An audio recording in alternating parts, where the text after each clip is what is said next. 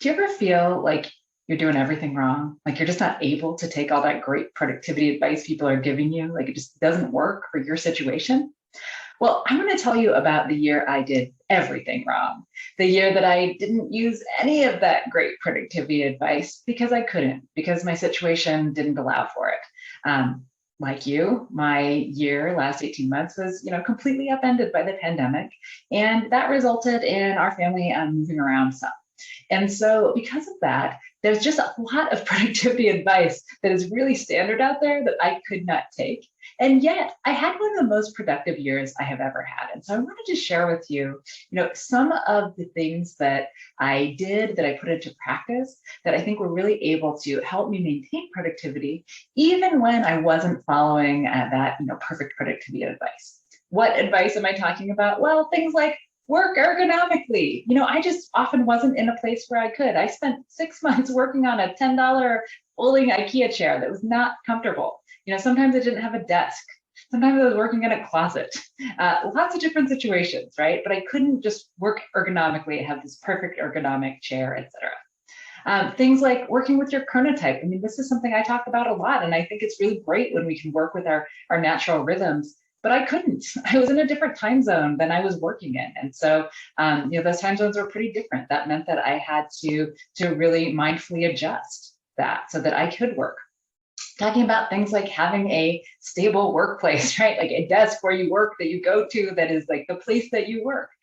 I couldn't always do that. I worked from bed. I know you're not supposed to do that, but I work from bed at times and in bedrooms and from a walk-in closet, as I mentioned, from a lot of couches.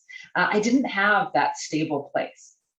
I also, couldn't use multiple monitors. I just had my laptop, a 13-inch laptop with me. I did not have a nice big monitor to move things around and be all productive. So lots of this, really great productivity advice that I actually do believe is really good advice. It just didn't work for me this year. I couldn't follow it.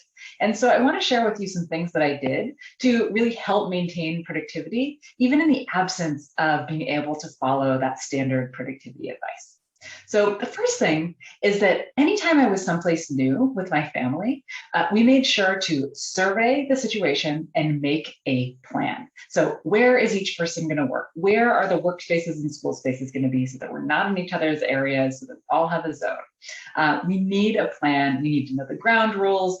We need to know what's going on, get somewhere new, survey the situation, make a plan. Next, time zones. We were in different time zones than we were working and going to school. And that meant that I, an inveterate night person, had to get up really, really, really early, like hours earlier than I usually get up. And this was really hard. But we did some things that helped us through this period. So first thing was we took melatonin.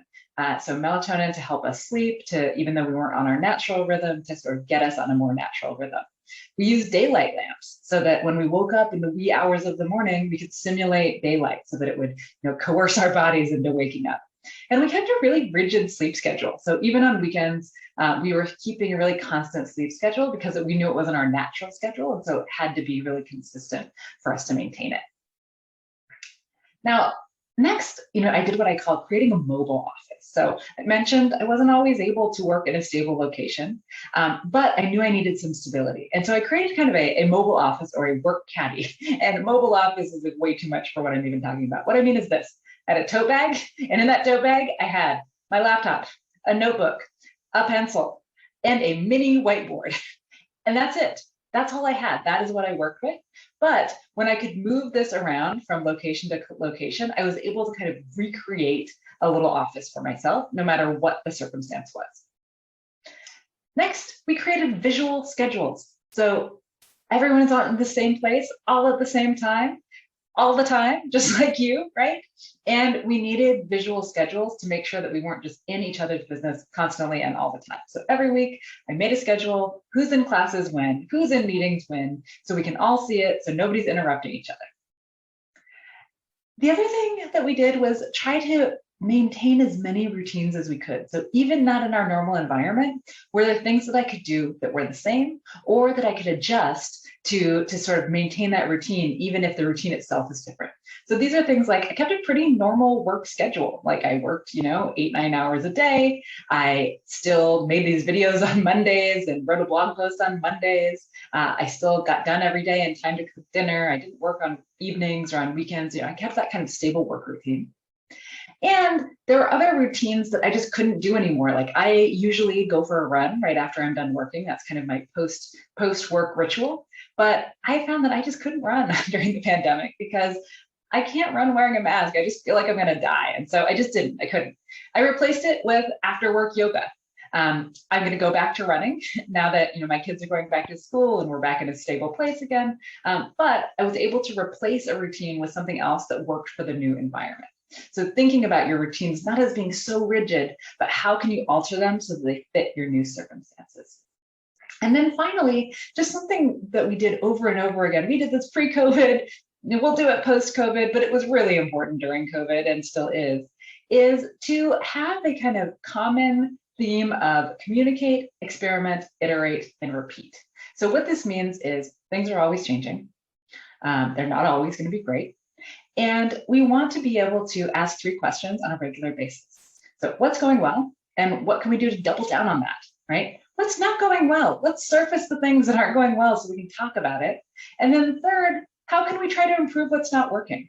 We ask these questions every week in our family, and there were often things that were not going well that we had to iterate on, right? And so this was really, really helpful and continues to be, especially when we're trying to remain productive in the face of just ever-changing situations. Now, there's something really interesting that I want to share with you, and I just made the connection this last week. I was reading Katie Milkman's new book called How to Change, and there was some super interesting research in there. Now, it said that when we are able to build our habits in unideal situations, right? So not that we are going to the gym Monday, Wednesday, Friday at 5 p.m., but when we say to ourselves, I am going to go to the gym 3 times this week and I'll figure out when they're going to go and maintain that flexibility, that actually allows us to build stickier habits.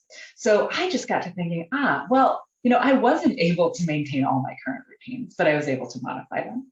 And so I'm able to build stickier habits because I'm able to do these things not only in my ideal, perfect, home office, but I'm able to do them at all of these other different unideal times and places. And so think about what's happened with you over the past year and year and a half.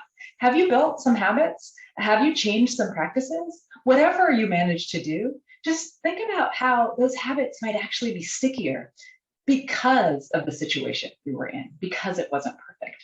And so that's just a tiny silver lining on this year. If you have anything that you were able to accomplish this year that was really different, if you have any practices that you've adopted that really helped you maintain productivity, please drop them in the comments. I would love to hear them.